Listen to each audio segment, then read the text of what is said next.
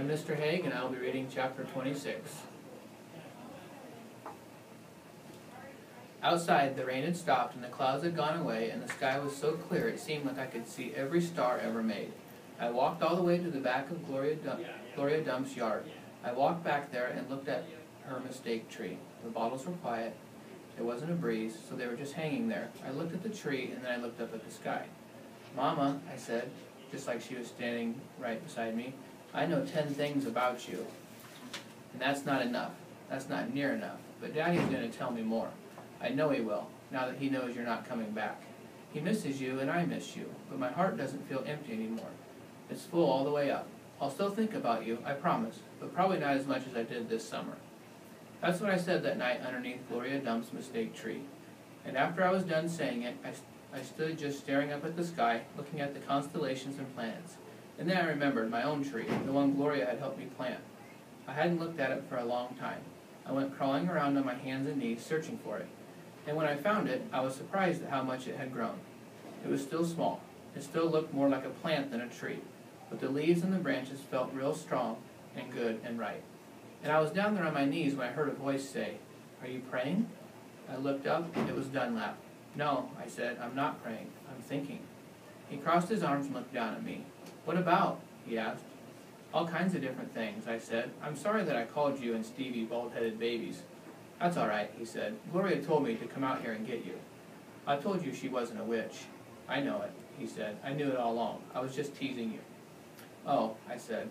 I looked at him close. It was hard to see him good in the dark yard. "Ain't you ever going to stand up?" he asked. "Yeah," I said, and then he surprised me. He did something I never in a million years thought a Dewberry boy would do. He held out his hand to help me up, and I took it. I let him pull me to my feet. "I'll race you back to the house," Dunlap said, and he started to run. "Okay," I shouted, "but I'm warning you, I'm fast."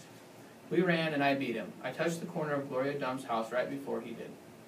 "You shouldn't be running around in the dark," said Amanda. She was standing on the porch looking at us. "You could trip over something." "Ah, Amanda," said Dunlap, and he shook his head. "Ah, Amanda," I said too. And then I remembered Carson, and I felt bad for her.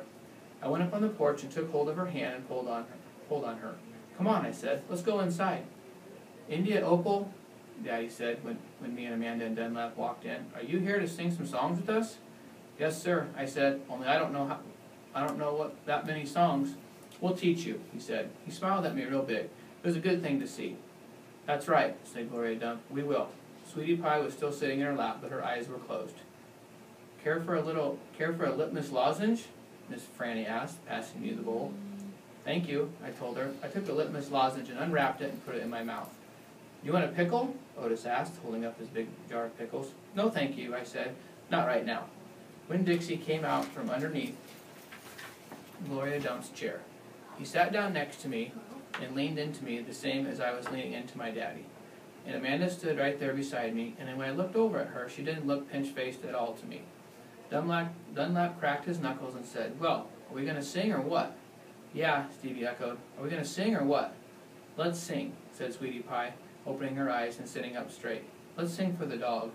Otis laughed and strummed his guitar, and the flavor of the litmus lozenge opened in my mouth like a flower blooming, all sweet and sad.